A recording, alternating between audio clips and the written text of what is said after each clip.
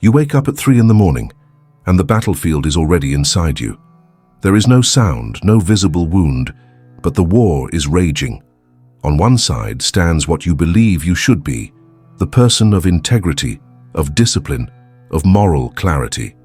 On the other side is this pull, this wanting, this hunger that refuses to be disciplined away. You have tried. God, you have tried. You have made promises to yourself, drawn lines in the sand, committed to being better, stronger, more in control. And yet here you are again in the middle of the night, caught between who you think you should be and what you actually desire. The exhaustion is not from the desiring itself, but from the constant fighting, the endless vigilance, the sense that you are at war with yourself and losing.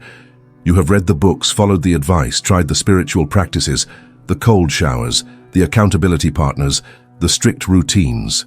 You have attempted to fortify your conscience, to make it strong enough to win this war once and for all. But the truth is, nothing has worked. Not really, not in any lasting way. The desire returns, and with it, the shame. The shame of wanting what you should not want, of being who you should not be, of failing again at a battle you have been fighting for so long that you cannot remember who you were before the war began. But what if I told you that the war itself is not what you think it is? What if the very framework of conscience versus lust, of higher self against lower self, of spirit battling flesh, is not a description of reality, but a story you have been told, a story that creates the very conflict it claims to resolve? What if the exhaustion you feel is not from failing to win the war, but from fighting a war that was never necessary in the first place? The language of warfare, when applied to the inner, life does something particular to how we experience ourselves. It divides us into opposing camps, enemy territories within a single consciousness. We speak of conquering desires, of battling temptations, of the higher self subduing the lower self, and in doing so we create an internal architecture of conflict. This is not a neutral description of what it feels like to be human. It is a specific way of organizing experience, a framework that generates the very problem it claims to solve. When you conceive of yourself as a battlefield, you cannot help but experience yourself as torn, as fundamentally at odds with yourself, as a house divided that cannot stand. The question we must ask, the question that rarely gets asked, is whether this division is real or whether it is a construction, a learned way of relating to ourselves that we have mistaken for the nature of reality itself. Hannah Arendt spent her life examining how we think about the human condition, how the stories we tell about ourselves shape the very experiences we have. She understood that the way we frame a question determines what answers become possible, that the categories we use to organize our experience are not transparent windows onto reality, but active agents in creating what we perceive. When we adopt the language of warfare to describe our relationship with desire, we are not simply reporting a fact. We are engaging in an act of imagination that has real consequences for how we live. Let us begin with conscience, this thing we believe we know so well, this moral voice that tells us what we should and should not do. We speak of conscience as if it were a pure thing, a direct line to moral truth, the part of us that knows better and stands guard against the chaos of wanting. But where does conscience come from? Is it really an independent faculty, a kind of moral gyroscope built into the human soul? Or is it something else entirely, something more complicated, more human, more constructed than we typically acknowledge? Conscience, when you examine it closely, is not a single voice but a chorus. It is composed of the voices of parents and teachers, of religious instruction and cultural norms, of the internalized judgments of communities we belong to or wish to belong to. It is the accumulated weight of approval and disapproval we have experienced, the patterns of praise and punishment that have shaped what feels right and what feels wrong. This does not mean conscience is false or without value. It means that conscience is human, thoroughly human, a product of our social existence and our capacity to internalize the perspectives of others. When your conscience speaks, it is not God speaking, not the universe laying down the law, but the part of you that has learned to see yourself through the eyes of others, to judge yourself by standards you did not create but absorbed through the process of becoming a person in a particular time and place. Now consider lust, this thing we have been taught to fear and fight, this desire that seems to rise up from some animal depth we would rather not acknowledge. We use the word lust as if it were simple, as if it meant just one thing, as if all the complexity of human wanting could be reduced to a single category called wrong desire. But what is lust, really? Is it truly the opposite of conscience, the enemy of moral life, the dark force that must be conquered? Or is lust simply a word we use to describe desire when we have decided that desire is dangerous, when we have split our wanting into acceptable and unacceptable categories? The body wants what it wants. This is not a moral statement, but a description of biological and psychological reality. Hunger wants food. Loneliness wants connection. The sexual body wants sexual expression. The nervous system wants pleasure and recoils from pain. These are not moral or immoral facts. They are simply facts, the basic conditions of embodied existence. But we do not simply experience these wants. We experience them through layers of interpretation, through stories about what these wants mean, through judgments about whether having these wants makes us good or bad, worthy or unworthy, saved or damned. When you feel desire and immediately follow it with shame, you are not experiencing desire itself, but desire filtered through a particular moral framework, one that has taught you to view your own wanting as evidence of your moral failure.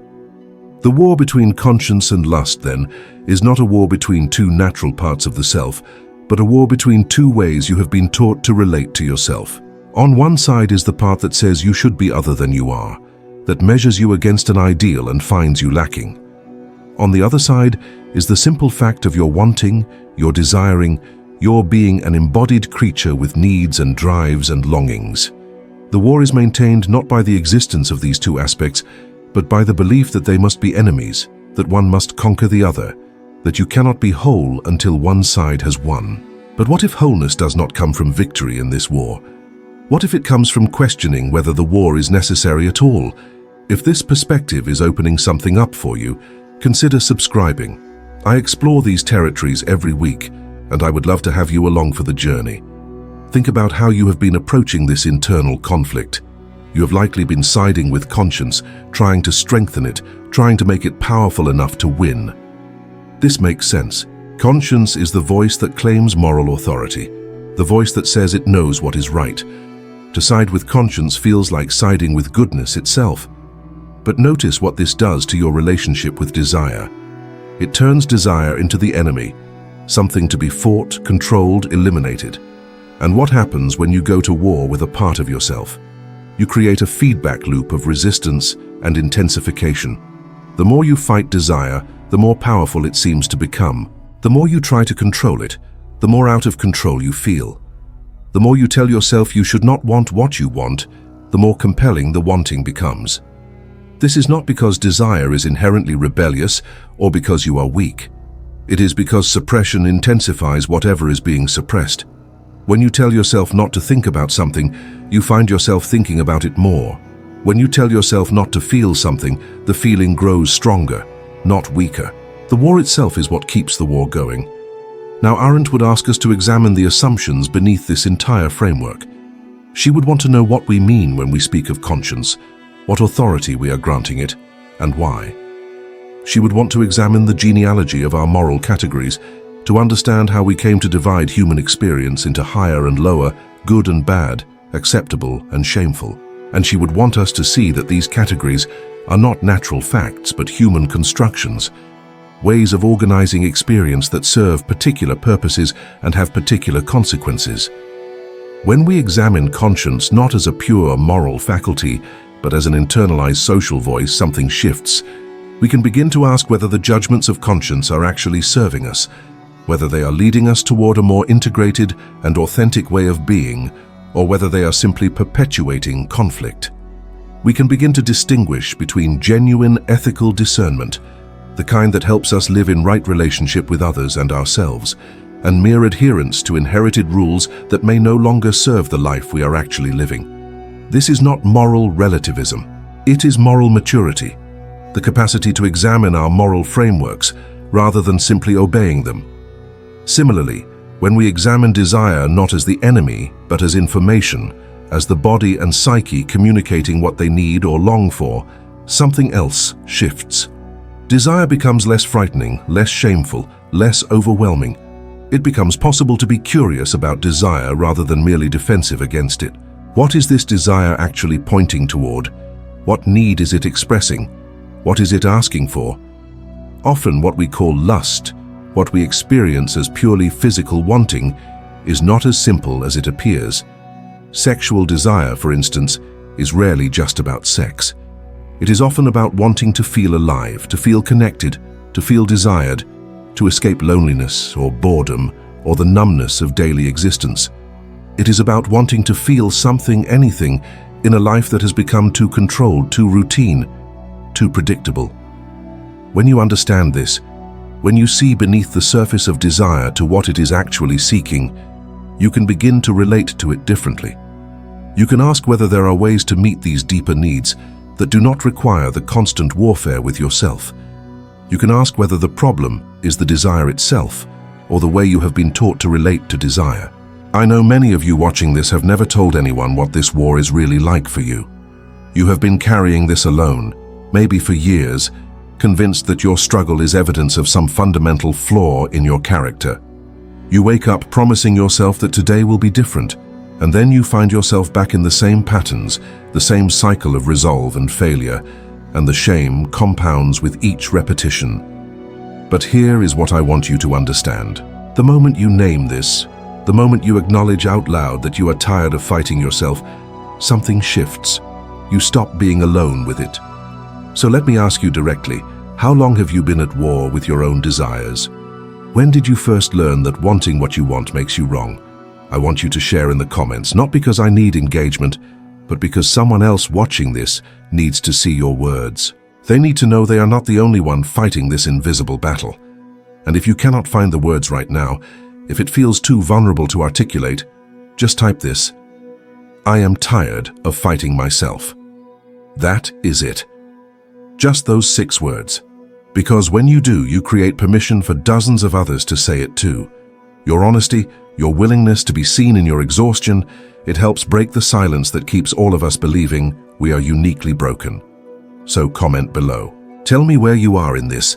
I read every single one, and I promise you, you are not alone in what you are feeling. The question then becomes, what does it mean to live without this war? This is where the real work begins. The work that is not about winning, but about understanding, not about control, but about integration. To live without the war does not mean to abandon all moral discernment, to simply act on every impulse, to collapse the distinction between helpful and harmful. That would be another form of unconsciousness, another way of not being fully present to the complexity of being human. Living without the war means learning to hold both the truth of your wanting and the truth of your values without making them enemies. It means developing the capacity to acknowledge desire without immediately needing to act on it or suppress it, to simply let it be there, to observe it with curiosity rather than judgment. This is much harder than it sounds. We are so accustomed to the warfare model that the idea of simply allowing desire to exist without fighting it can feel dangerous, as if we are removing the only barrier between ourselves and chaos. But what if the fighting is what makes desire overwhelming? What if the constant suppression is what gives desire its compulsive quality, its sense of urgency, its power over us? Consider how you relate to other natural phenomena. When you feel hungry, you do not usually go to war with your hunger. You acknowledge it, you consider it, you make a choice about whether and how to feed yourself. Sometimes you eat immediately, sometimes you wait because you are in the middle of something, sometimes you choose not to eat because you are fasting or because you know you have eaten enough already. But you do not typically shame yourself for feeling hungry. You do not interpret hunger as evidence of moral failure. You do not spend hours trying to eliminate the very capacity for hunger from your being. You treat hunger as information, as the body communicating a need, and then you respond to that information with discernment. What if you could relate to desire the same way? What if sexual wanting, emotional longing, the desire for pleasure or connection or intensity, what if these could be treated as information rather than as enemies? You could feel the desire, acknowledge it, consider it, and then make a conscious choice about whether and how to respond, without the layers of shame and warfare that currently make desire so overwhelming and exhausting. This requires a shift in your relationship to consciousness itself, to what Arendt might call the capacity for thinking, for the examined life. When you are at war with yourself, you cannot really examine yourself. You are too busy fighting to actually see clearly what is happening. You are in reaction mode, defense mode, trying to control and suppress and manage. But when you step out of the warfare model, when you allow yourself to simply observe what is happening in you without immediately judging it or trying to fix it, something remarkable becomes possible. You can actually see the patterns, the triggers, the underlying needs. You can see how a particular desire arises in response to a particular emotional state, how it functions in your life, what it is actually asking for. You can see the difference between compulsive desire that arises from unmet needs or unresolved pain and genuine desire that arises from health and wholeness. You can see what happens before the desire arises, what thoughts or situations or feelings precede it, and you can begin to work with those root causes rather than just fighting the surface symptoms. This is what integration looks like, not the victory of conscience over lust, not the triumph of willpower over temptation, but the development of a conscious, compassionate, intelligent relationship with the entirety of your experience. Integration means that conscience and desire are no longer enemies, but different sources of information, different ways of knowing, different aspects of a single, complex human being. Your conscience, when freed from its role as warrior and judge, can become what it was perhaps always meant to be, a source of ethical discernment, a capacity to think about consequences and responsibilities, to consider not just what you want, but what kind of person you want to be, what kind of life you want to create, how your actions affect others and yourself over time. And your desires, when freed from constant suppression and shame, can become what they always were, communications from your body and psyche about what you need, what you long for, what feels alive and true. Neither dominates, neither is the enemy.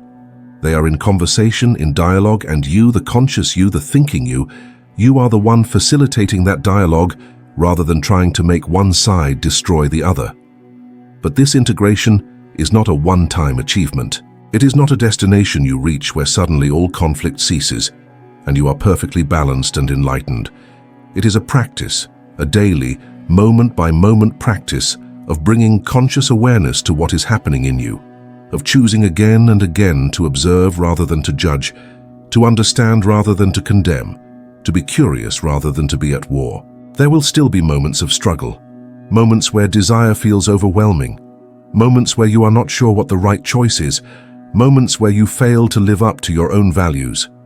But these moments do not have to be evidence of your inadequacy, proof that you are losing a war. They can simply be moments of being human, moments of learning, moments of deepening understanding.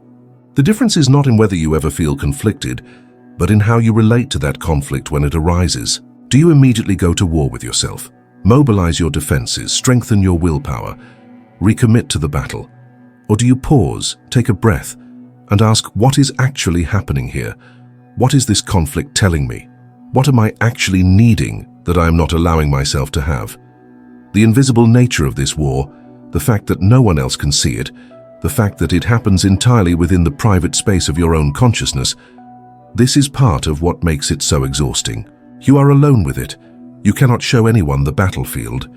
You cannot point to the wounds. You fight in silence, and the silence compounds the shame because you begin to believe that you are the only one, that everyone else has conquered their desires while you alone are still struggling. But this is an illusion. Everyone, every single person you have ever met, is dealing with the gap between who they think they should be and who they actually are, between their values and their impulses, between their ideals and their reality. The specifics differ, the details change, but the basic human condition of being a conscious creature with both ideals and desires, both social conditioning and biological drives, both a need to belong and a need to be oneself, this is universal. You are not uniquely flawed, you are normally human, and the war you are fighting is not evidence of your moral failure, but evidence that you are alive, embodied, conscious, and trying to figure out how to be all of these things at once. What would it mean to declare peace? Not to surrender, not to give up on ethics or values or the examined life, but to simply stop fighting, to lay down the weapons of shame and judgment and self-condemnation? It would mean, first, acknowledging that the war has not been working. That despite years or decades of trying to win, you are no closer to victory. That the fighting itself has become its own form of suffering, perhaps worse than the original desire ever was. It would mean acknowledging that you do not actually want to be at war with yourself, that a life of constant internal conflict is not what you are seeking, that there must be another way. And then it would mean beginning to practice a different relationship with yourself, one based on understanding rather than control, on compassion rather than judgment, on integration rather than victory. This does not happen all at once. You do not simply decide to stop fighting and immediately experience peace. The patterns of warfare are deeply ingrained, habits built over years or even decades. But you can begin. You can begin by noticing when you go to war with a desire, when you immediately move into judgment and suppression, and simply noting it, there is the war again. There is that familiar pattern. And then you can try something different, just for a moment, just as an experiment. You can try acknowledging the desire without judging it. Can you let it be there without immediately needing to act on it or push it away? Can you be curious about it? Where is this coming from? What is it asking for? What need is beneath it? This curiosity, this capacity to observe yourself without immediate judgment, this is what Arendt would call thinking, the fundamental human activity that makes us more than mere reactors to stimulus, more than mere followers of inherited rules. Thinking means creating a space between experience and response, between feeling and action, between impulse and choice. It means not being at the mercy of whatever arises in you, but also not being at war with whatever arises in you. It means being present to your own experience with intelligence and compassion, examining it, understanding it, deciding how to respond to it from a place of clarity rather than from a place of panic or shame. And this capacity for thinking, for self-examination without self-destruction, this is not something you either have or do not have. It is something you develop, a muscle you strengthen through practice. Every time you pause before reacting, every time you bring curiosity to your experience rather than immediate judgment, every time you choose understanding over warfare, you are strengthening this capacity. You are becoming more able to be with yourself as you actually are rather than as you think you should be. If what I am sharing here resonates with something you have been feeling, something you have not quite been able to name, then I want you to know you are not alone in this. There are many of us exploring these questions, sitting with these uncomfortable truths, learning to see in new ways. I create these videos for people who are ready to go deeper, who are not satisfied with surface answers, who want to understand rather than just feel better temporarily. If that is you, consider subscribing, not because you need another channel to follow, but because this journey of understanding yourself, of waking up to what is real, it helps to have companions along the way. People who will not offer you easy fixes but will sit with you in the questions.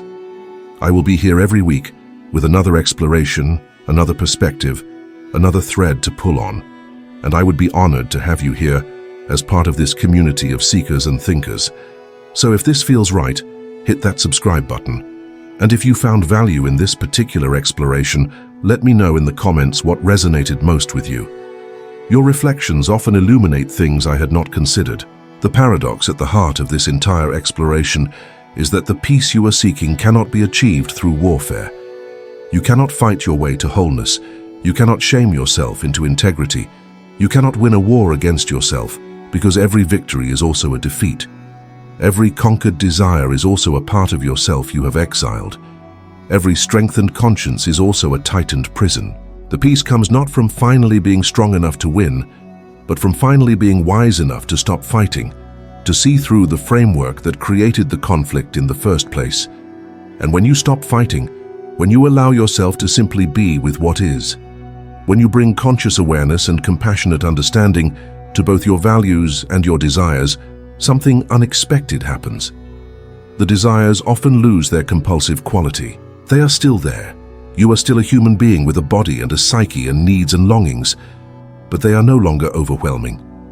They are just part of the weather of being alive, arising and passing, sometimes acted on and sometimes not, but no longer requiring a war. And the conscience, freed from its exhausting role as warrior and policeman, can become something more useful, a capacity for genuine ethical thinking, for considering consequences, for living in alignment with what actually matters to you rather than just following rules you inherited. This is not about becoming less moral. It is about becoming more fully human, more integrated, more whole.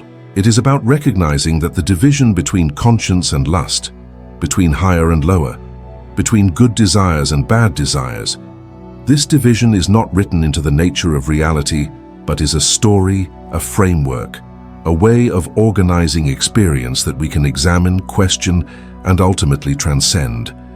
The transcendence does not come from rising above desire, from becoming purely spiritual, from finally killing the part of you that wants. It comes from including everything, from bringing conscious awareness to the entirety of your experience, from developing the capacity to be with yourself as you actually are, not at war, not divided, but present, aware, and whole. This is the work, not the work of winning a war, but the work of understanding, of integrating, of becoming conscious. And it is hard work, harder in some ways than the warfare, because warfare is familiar. Warfare gives you something to do. Warfare lets you feel like you are making progress, even when you are just reinforcing the same patterns. Understanding requires patience, requires sitting with uncertainty, requires acknowledging that you do not have all the answers, that you are still learning, still figuring it out, still becoming. But here is what I have observed, both in my own experience and in the experiences of others who have walked this path. When you stop fighting yourself, when you bring compassionate awareness to both your values and your desires, when you practice integration rather than warfare, life does not fall apart. You do not become a monster of uncontrolled impulses. You do not lose your ethics or your values or your capacity for self-discipline. Instead, you become more genuinely ethical, because your ethics are now chosen rather than merely obeyed. More genuinely disciplined, because your discipline comes from understanding rather than from suppression. More genuinely yourself, because you are no longer performing a role, no longer trying to be someone you are not, no longer at war with the reality of who you are. You become someone who can acknowledge desire without being controlled by it, who can hold values without being imprisoned by them, who can be both embodied and ethical, both human and thoughtful, both fallible and striving. This is not perfection, it is integration, it is wholeness, it is peace. The war between conscience and lust is invisible because it exists entirely in the realm of consciousness, in how you think about yourself, in the stories you tell about who you are and who you should be. And if the war is invisible, then so too is the peace. No one else will see when you stop fighting. There will be no external marker, no achievement to point to, no moment when you can say, I have arrived, I have won.